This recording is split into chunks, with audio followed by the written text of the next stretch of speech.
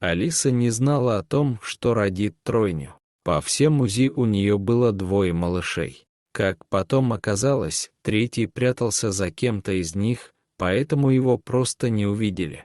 Когда девушка очнулась от наркоза, врач ошарашил ее новостью. Алиса, которая все 9 месяцев думала о том, как справиться с двумя детьми, была в ужасе. Она была матерью-одиночкой. Отец сбежал, как только узнал о ее беременности. Помочь ей было некому, да и своего жилья у нее не было. Алиса много думала, но приняла решение написать отказную. Как только ей стало легче, она покинула роддом. Девочки, которых она родила на свет, были абсолютно здоровыми. Первую сразу же удочерила пара врачей, которая работала в роддоме. Две другие сначала попали в местный детский дом, но в первый же месяц для каждой из них нашли новых родителей. Малышку, которую удочерили врачи, назвали Карина. Она была удивительно похожа на приемную маму, такие же золотистые кудряшки и задорная улыбка. Поэтому мало кто мог заподозрить, что она не была ей родной. Карина ни в чем не знала отказа и всегда получала все самое лучшее. Сначала ее устроили в частный детский сад, а также определили на дополнительные занятия. Вторая малышка попала в семью, где мама работала педагогом, а папа бухгалтером. Ее назвали Мариной в честь матери приемного отца. Она с детства получала хорошее образование и даже могла попасть сразу во 2 класс, минуя 1. Но мама решила, что она должна учиться со сверстниками. Третьей девочке повезло чуть меньше сестер. Наташа оказалась в многодетной семье, где воспитывались еще несколько детей. Девочка всегда знала, что родители ей не родные. Они не баловали малышку, а воспитывали всех детей в строгости и честности. Судьбы 3 сестер переплелись удивительным образом. Когда им исполнилось по 7 лет, их семьи переехали в один и тот же многоэтажный дом. Многодетные родители получили квартиру от государства, врачи взяли ипотеку, а третья семья купила жилье после продажи старого. Первое время ничего особенного не происходило. Все 3 семьи жили в разных подъездах, поэтому не пересекались. Поскольку детскую площадку в новостройке еще не успели установить, девочки не встречались во дворе. Все изменилось 1 сентября. В этот день все 3 сестры пошли в 1 класс, в одну и ту же школу. Они появились на линейке в одинаковых школьных платьях. К тому же они попали в 1 класс. Учительница все перепроверила, но увидела, что у девочек разные фамилии. Она поинтересовалась, не сестры ли они. Те хором ответили нет. В течение недели классной руководительнице казалось, что она банально сходит с ума. Женщина никак не могла привыкнуть и объяснить удивительное сходство школьниц. И тогда она решила обратиться к директору. Вскоре родителей вызвали на беседу. Они не хотели признаваться, но все же рассказали о том, что удочерили девочек. В школе решили сохранить эту тайну. Девочкам сказали, что они троюродные сестры. Семьи и учителя успокоились, но сами школьницы поняли, что здесь есть какой-то секрет. Наташа знала, что ее удочерили, о чем и рассказала 2 другим. Они догадались, что являются родными сестрами, но не стали никому рассказывать об этом. Все 3 дали обещание узнать имя настоящей матери и найти ее, когда вырастут. В это же время их родная по крови мама Алиса искала малышек, от которых так опрометчиво отказалась. Уже дома ей стало плохо. Она пришла в себя в больнице. Врачам пришлось провести срочную операцию, после которой девушка больше не могла иметь детей. Теперь она на все смотрела другими глазами.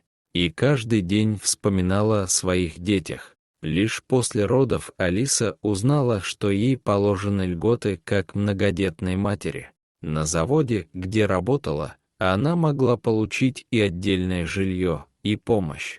Девушка решила во что бы то ни стало найти своих малышек, но в роддоме узнала, что их удочерили. Специалисты не собирались разглашать тайну и имена приемных родителей. Вернее, они могли бы сделать исключение, но в обмен на определенное вознаграждение.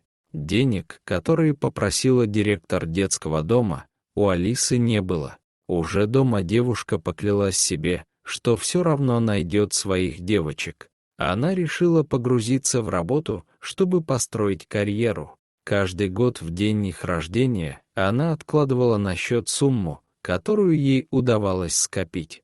Все это время героиня истории терзалась чувством вины и думала о том, как живут ее дочери. Кто их удочерил, заботятся ли о них, не голодают ли они и счастливы ли без нее. С тех пор прошло 18 лет. Как и каждый год, Алиса пришла в банк, чтобы внести очередную сумму на счет. В банке работала молоденькая девушка. Было видно, что она лишь недавно устроилась на работу, потому что все ее действия координировала более взрослая наставница. На бейджике новой сотрудницы было написано имя Марина. Алиса рассматривала девушку, пока та вносила сумму. Она думала о том, что ее дочери сейчас должны быть в том же возрасте.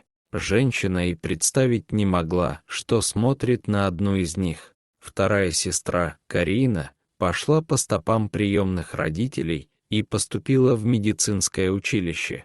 Наташа всегда смотрела на сестру с тайной завистью. Она не могла не думать о том, что могла быть на ее месте и расти в обеспеченной и любящей семье. Наташа во всем подражала Карине, поэтому тоже решила пойти в медицинское училище. К этому моменту Алиса накопила нужную сумму. Она сняла деньги и отправилась в детский дом. Но к этому моменту директор уже сменился. Новая руководительница не стала требовать огромную сумму и дала ей данные о приемных родителях двух девочек. Ведь третью удочерили еще в роддоме. В паспортном столе женщина получила адреса. Когда она шла по первому из них, у нее дрожали руки и ноги. Дверь ей открыла молодая девушка, которая показалась очень знакомой. Это была Наташа. Алиса расплакалась и призналась, что она ее мать. Они проговорили весь вечер. Приемная мать девушки была не против этого. Алиса призналась Наташе, что у нее есть еще две сестры. Но та уже давно об этом догадалась. Следующим утром мать увидела всех трех своих дочерей. Карина и Марина смотрели на нее с интересом, но их сердца оставались холодными. Они не представляли, как она могла оставить родных детей в роддоме, несмотря на отсутствие денег. Девушки с детства ни в чем не нуждались, поэтому им было тяжело представить весь трагизм ситуации. А вот Наташа, выросшая в многодетной семье, быстро нашла общий язык с родной мамой. Вскоре она единственная переехала к ней. Со временем Карина и Марина простили Алису, но при этом не могли общаться с ней так же тесно, как сестра. Женщина отказалась рассказывать им про отца, после чего они почти полностью перестали с ней видеться. А Наташа не стала поддерживать связь с приемной матерью, за что сестры ее не раз корили. У судьбы оказался злой юмор. Через год Алиса умерла. Ее квартира была съемной, поэтому Наташе пришлось съехать. Она отправилась в другой город, где устроилась на завод и начала жить в общежитии. Вскоре вся история повторилась. Как и ее мать, девушка очнулась в роддоме и услышала от нянечки те же слова «У тебя тройня». Она поняла, почему Алиса подписала отказ от детей много лет назад, и сделала то же самое.